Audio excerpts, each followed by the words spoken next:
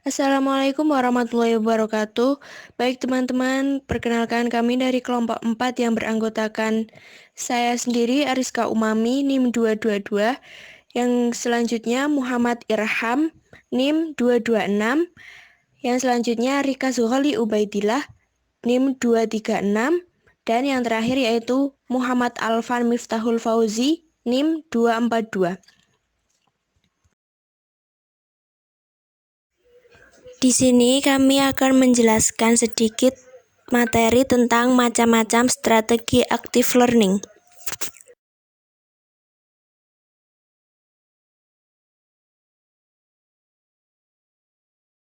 Ya, baik teman-teman, kelompok kami di sini akan membahas macam-macam strategi active learning, yaitu dibagi menjadi 6 poin. Yang pertama, learning start with a question. Yang kedua, everyone is teacher here. Yang ketiga, team quiz. Yang keempat, group resume. Yang kelima, information search dan yang keenam yaitu think, pair, and share.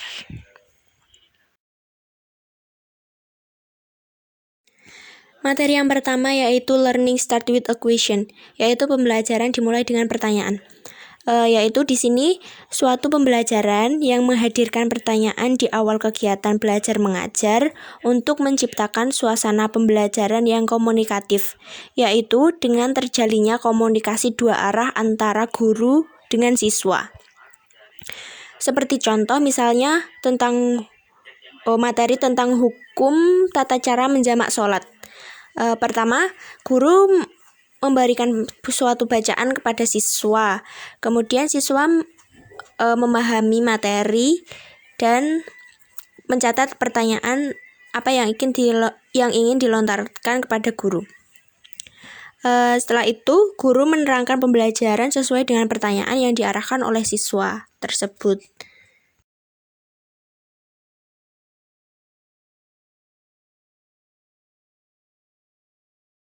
Adapun langkah-langkah dalam strategi learning start with a question yaitu pertama, pilih bahan bacaan yang sesuai, kemudian bagikan kepada peserta didik. Yang kedua yaitu minta peserta didik untuk mempelajari bacaan. Yang selanjutnya ketiga, memberi tanda pada bagian bacaan yang tidak dipahami. Kalau bisa siswa memilih lebih dari satu bacaan yang tidak dipahami. Yang keempat yaitu menuliskan pertanyaan tentang materi yang kemudian distorkan kepada guru. Yang selanjutnya yaitu guru menyampaikan pelajaran dengan menjawab pertanyaan-pertanyaan dari para siswa tersebut. Kalau bisa guru menjawab pertanyaan secara urut agar siswa tidak merasa bingung dalam penerimaan materi. Kemudian dalam strategi learning start with a question ini pasti tentunya memiliki kelebihan dan kekurangan. Di sini kelebihannya yaitu pertama, penyampaian pesan terstandar, yaitu guru lebih bisa menjelaskan secara rinci. Yang kedua yaitu pembelajaran menarik. Yang ketiga, waktu pembelajaran dapat diperpendek. Yang selanjutnya, kualitas pembelajaran dapat ditingkatkan.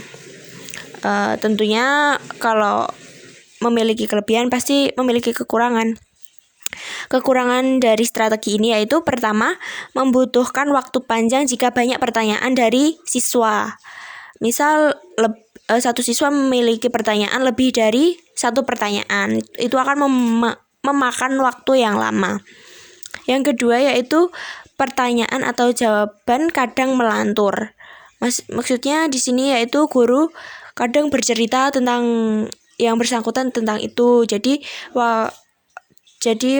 melantur keluar dari pembahasan. Yang ketiga yaitu apatis bagi siswa yang pasif.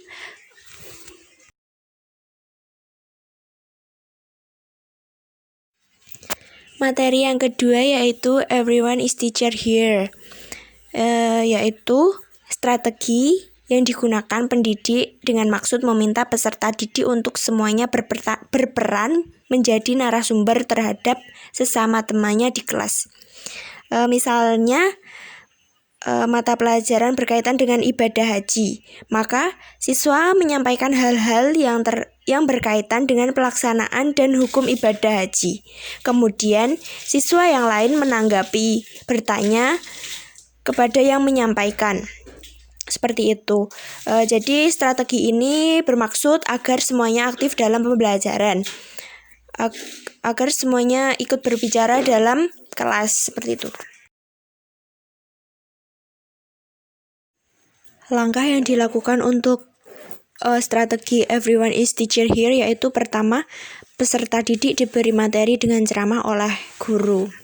Kemudian yang kedua, peserta didik diberi kertas, lalu diperintah untuk menulis pertanyaan tentang materi yang baru dipelajari.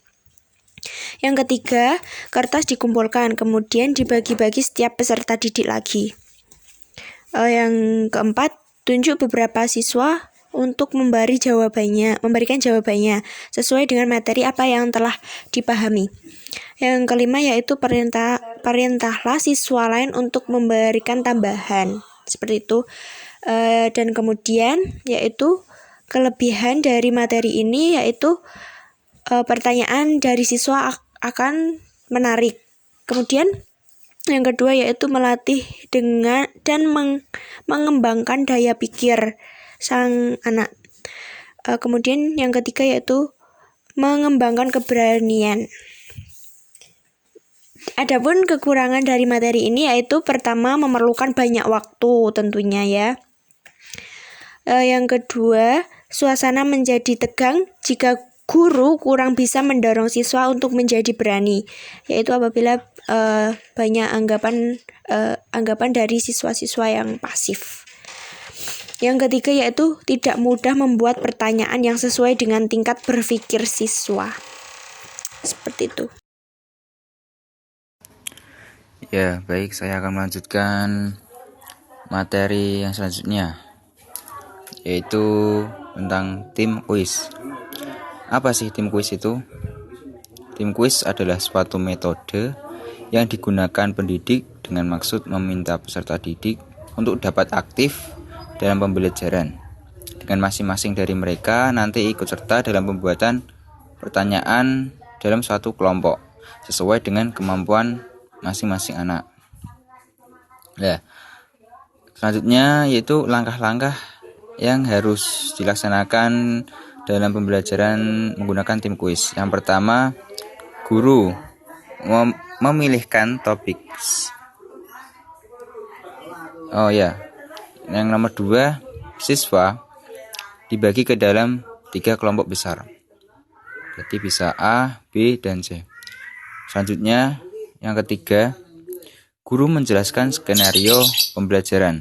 Jadi nanti jalan pembelajarannya bagaimana nanti akan dijelaskan oleh guru tersebut. Yang nomor 4, guru menyajikan materi pelajaran. Berarti nanti seorang guru tadi akan menyajikan materi apa yang akan dibahas. Yang nomor 5, guru akan meminta tim A untuk menyiapkan kuis, sementara tim B dan C menggunakan waktu untuk memeriksa catatan mereka. Yang nomor 6, kemudian tim A memberikan kuis kepada tim B. Tapi jika tim B tidak dapat menjawab, maka tim C akan segera menjawabnya ketika bisa. Yang nomor 7, tim A mengarahkan pertanyaan berikutnya kepada anggota tim C, dan tim C nanti akan mengulang proses seperti tim A tadi. Kemudian ketika nomor 8, ketika kuisnya sudah selesai, dilanjutkan dengan segmen kedua dan akan dipandu oleh tim B. Dan yang terakhir, nanti setelah kuisnya selesai dari segmen kedua, dilanjutkan dengan segmen ketiga yang akan dipandu oleh tim C. Jadi nanti setiap kelompok akan mendapatkan waktu tersendiri dalam menjabarkan materi yang diberikan guru tadi.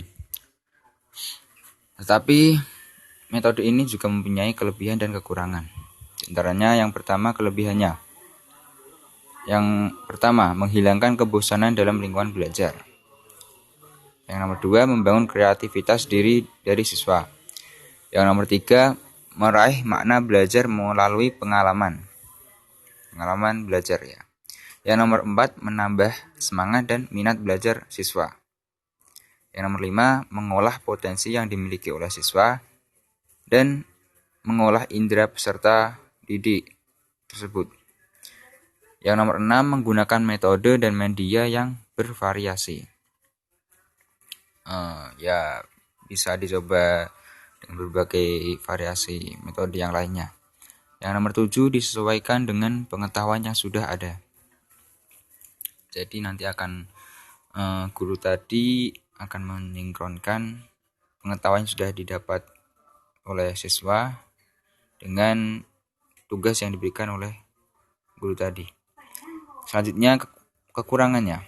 Yang pertama, peserta didik sulit untuk mengolah pemikirannya sendiri ketika waktu itu tidak didampingi oleh pendidik. Yang nomor 2, pembahasan terkesan ke segala arah. Jadi bisa universal, menyeluruh, tapi tidak dapat fokus untuk satu arah. Yang ketiga, memerlukan kendali yang ketat dalam pengondisian kelas saat keributan terjadi.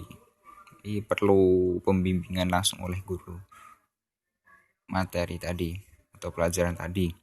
Yang keempat, hanya siswa tertentu yang dianggap pintar dalam suatu kelompok.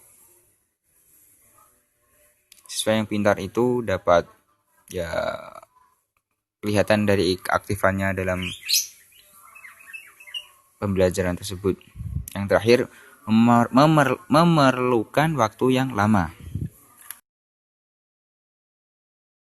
Ya, selanjutnya baik akan membahas tentang group resume. Apa sih itu group resume? Group resume adalah suatu metode yang digunakan pendidik dengan memberikan suatu permasalahan kepada peserta didik untuk dibahas. Dan dalam pembelajaran tadi akan didiskusikan oleh beberapa kelompok. Langkah-langkahnya, yang pertama, guru akan membagi siswa menjadi beberapa kelompok. Yang kedua, guru akan menjelaskan kepada siswa bahwa aktivitas ini akan menggali bakat dari yang dipunyai mereka. Yang ketiga, guru menjelaskan bahwa salah satu cara untuk dapat dan menunjukkan kelebihan yang dimiliki kelas adalah dengan membuat resume kelompok. Yang keempat, guru akan membagikan kertas karton dan spidol kepada kelompok masing-masing kelompok untuk menuliskan hasil dari resume mereka. Yang terakhir yaitu guru memerintahkan semua kelompok untuk menyajikan resume dan catat keseluruhan potensi yang dimiliki oleh keseluruhan kelompok. Maksud dari ini yaitu nanti ada dari beberapa kelompok yang akan mempunyai keunggulan tersendiri atau mempunyai kelemahan tersendiri, nanti bisa dicatat. Tapi ini juga mempunyai kelebihan dan kekurangan. Yang pertama, kelebihannya yaitu siswa menjadi lebih aktif. Yang kedua, membantu siswa dalam menguasai materi pelajaran. Yang nomor 3, setiap pertemuan dapat mempelajari beberapa sub-bahasan. Dan yang keempat, mengembangkan kemampuan bekerja sama antar siswa dalam pembelajaran. Yang kelima, memberikan kesempatan bagi siswa untuk bisa berpendapat di khalayak umum. Yang keenam, melatih siswa untuk berani bertanya. Tapi kekurangannya akan saya jabarkan ini di bawah ini. Yang pertama, membutuhkan waktu yang lebih banyak. Dan yang nomor 2, dalam pembelajaran guru harus mempersiapkan pembelajaran dengan sungguh-sungguh. Karena jika guru kurang siap, maka proses pembelajaran akan kurang terkondisikan.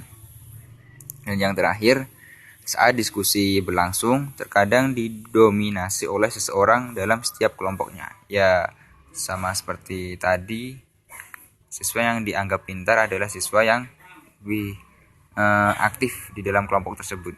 Ya, sekian pemaparan dari saya. Terima kasih.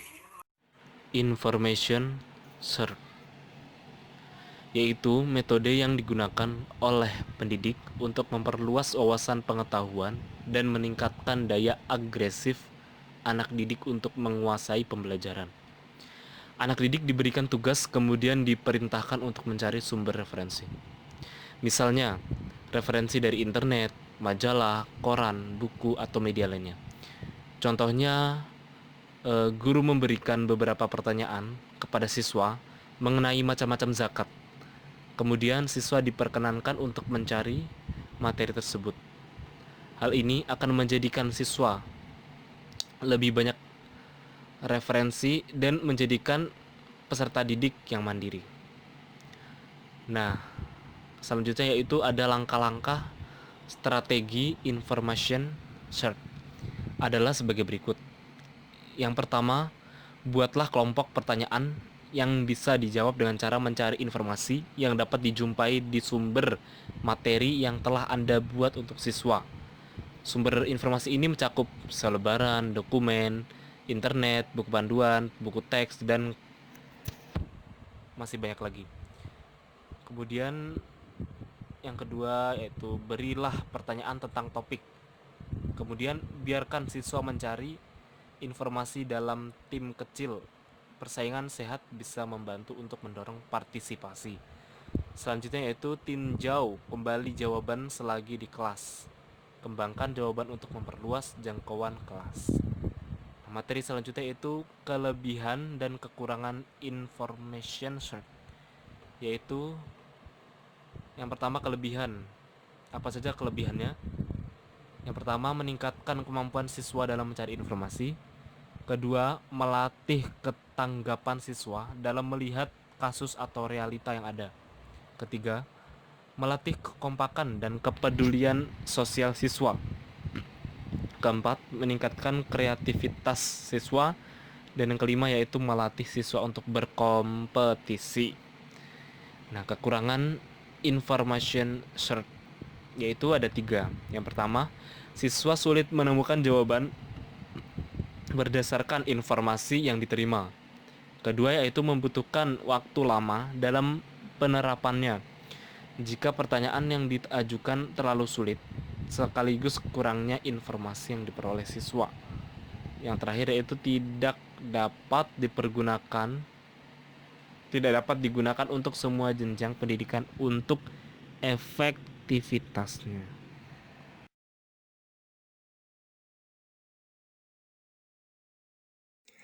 Materi yang pertama yaitu Learning Start with a Question, yaitu pembelajaran dimulai dengan pertanyaan. Yaitu di sini suatu pembelajaran yang menghadirkan pertanyaan di awal kegiatan belajar mengajar untuk menciptakan suasana pembelajaran yang komunikatif, yaitu dengan terjalinnya komunikasi dua arah antara guru dengan siswa. Seperti contoh misalnya tentang materi tentang hukum tata cara menjamak sholat. Pertama, guru memberikan suatu bacaan kepada siswa. Kemudian siswa memahami materi dan mencatat pertanyaan apa yang ingin dilontarkan kepada guru. Setelah itu, guru menerangkan pembelajaran sesuai dengan pertanyaan yang diarahkan oleh siswa tersebut.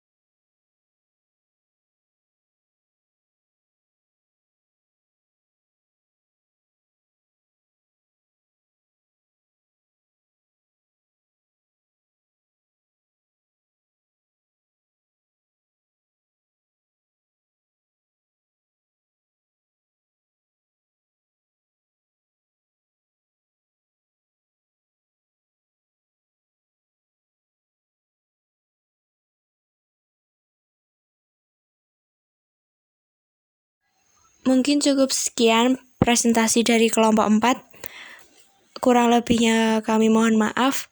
Wassalamualaikum warahmatullahi wabarakatuh.